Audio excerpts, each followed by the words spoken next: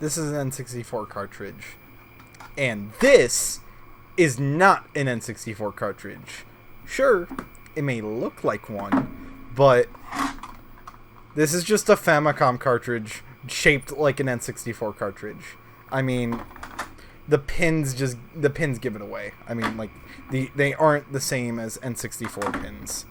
Just but this video, I kind of want to go over this Multicart, partially because of this frickin' cover art, because my god, whoever designed this back then, oh my, they were given some program and just went wild with it. But yeah, I'm gonna go ahead and take a look at what's in this Multicart, because why not? I'm bored, and I don't know. There's footage of this specific Multicart. I mean, the ROM of it's dumped online, and there are some popular streamers that have actually went into this specific cart. But I have the actual copy. I don't know if this is like the original, but pretty close. Now, this wasn't made in the 90s, unfortunately. In fact, I guarantee you this was made around like the early 2000s. You'll find out why in a second, but let's just pop this into my family computer. And a 1 and a 2 and a power. Alrighty, so here we are in 44 in 1 by Cheertech, all rights reserved. Sure. Anyway, so we got a list of games, and you will probably immediately notice a particular game on this list, number 12. And this is the reason why I don't think this was made in the 90s. This is definitely a cartridge made in the 2000s. Also, this is running in... This is the PAL ROM for some reason. I don't know why. So yeah, one definitely common thing you'll see in bootlegs is the mix-up between NTSC and PAL ROMs. So if you attempt to play a PAL ROM on an NTSC system, a game optimized for PAL will run faster, and there are even some games that glitch out if you try to play on NTSC systems. But for the case of Super Mario Brothers, it just plays the game faster. Yeah, that's really the only notable game off this cart, and literally the reason why I bought it, other than it being shaped like an N64 cartridge.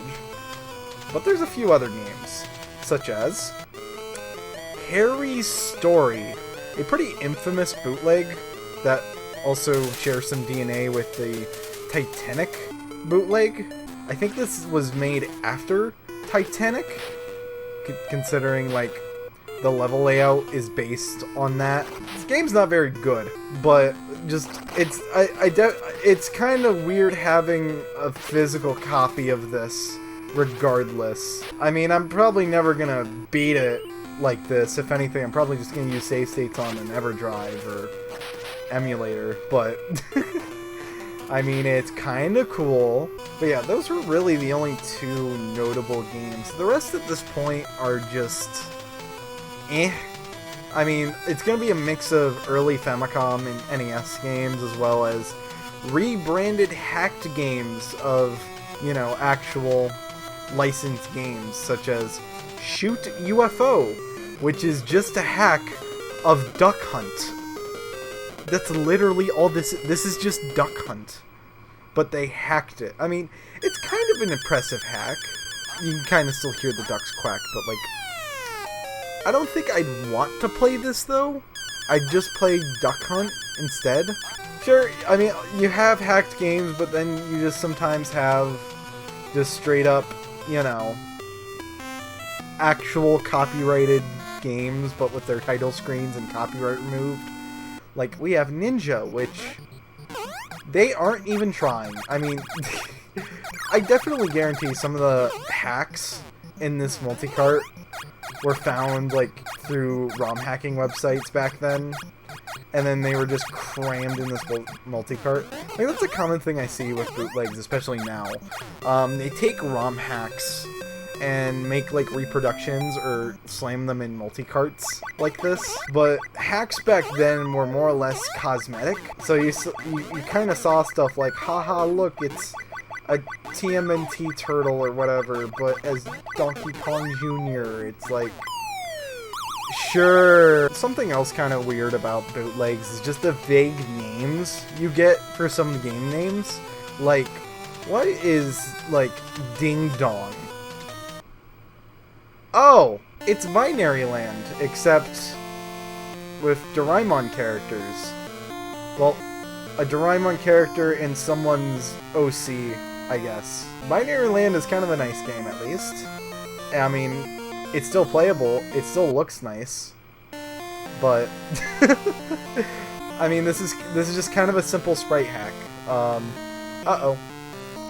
I gotta save my girlfriend or something? I don't even know who this character is. Uh-oh. Whoops! Alright, I'm gonna play through a few more games. I'm not gonna play through every game, obviously. There's like 44, and theoretically I could, but it's like, I just want to do a quick overview of this multicart. If you really want to know what's on all 44, you can probably find a ROM somewhere online, but wink wink. Let's see, Karateka. Sure. Definitely a Famicom release. I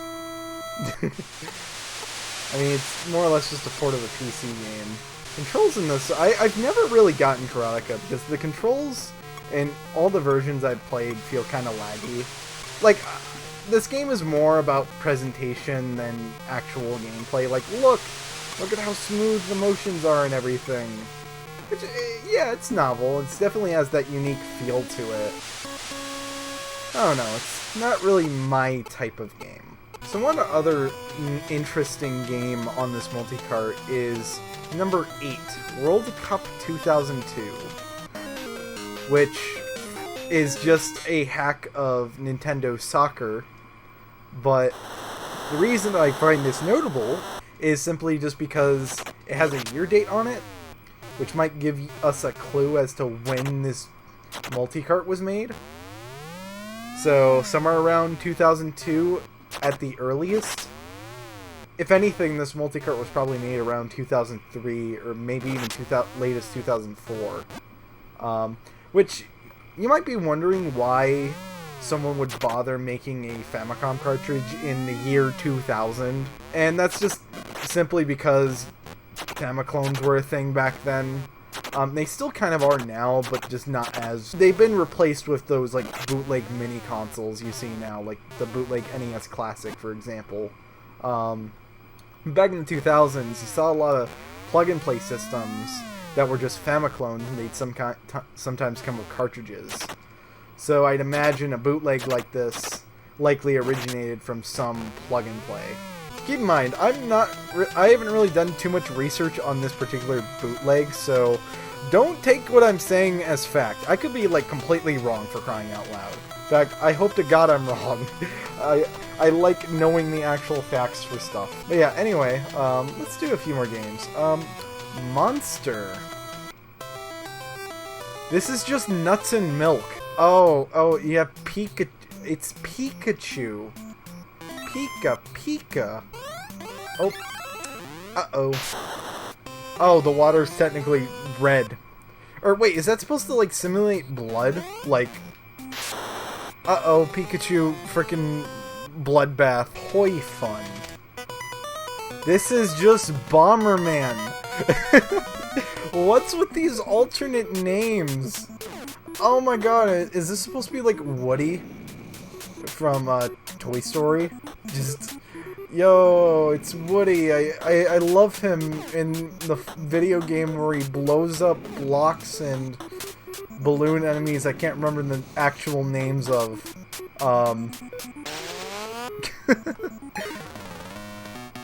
Boxing match. This is either pro wrestling or some Bandai wrestling gang. It was neither. Oh wait, no. It was it's Muscle. Okay. So I was kind of right. I've barely played Muscle, so I don't know how to play this. I mean, this is more or less just a sprite hack. Is that supposed to be like? Are we supposed to be outside? I mean, sure, that works. But I don't know, like, why bootleg companies or people who make these put in the effort to change stuff. I mean, copyright law in other countries are probably just like, alright, if you maybe change a few things, like the sprites or whatever, for example, then it's new work that is... I don't know. Copyright law is weird in other countries. Alright, I'm gonna do one more game. Let's just do a nice, simple game of Balloon Fight. Specifically, Balloon Trip. Heck yeah! The best side mode in any video game. I mean, you have people posting about, hey, if your game doesn't have a fishing minigame, then your game sucks. But I feel like games really need is a balloon trip mode. I don't care if you need to copy this one-to-one. Just give me this, please. That would be great. I especially liked that one time where Nintendo actually had Balloon Trip as one of the games for Nintendo World Championships one year, which was kind of nice. Oh! Game over. And yeah, that was pretty much this bootleg in a nutshell. I mean, it's kind of a nice bootleg, to say the least. I mean, cover art is absolutely insane, and the cartridge shell is literally just plagiarism. But, I don't know. This is definitely an oddity, and I definitely like collecting stuff like this. In fact, if you're into collecting weird stuff video game-wise, then I definitely recommend looking out for some weird cartridges like this. Now, I don't know how quote-unquote legal it is to own this. According to Nintendo, I need to, like, I don't know, destroy this because, oh no, this has Mario with Shrek on it. Oh no! It's like, I don't know, I legally bought Super Mario Brothers like 5 or 6 times at this point, so give me a break, Nintendo. But yeah, that was this bootleg. I do not advise for piracy, but this is a weird bootleg. I don't know how to end this video, man.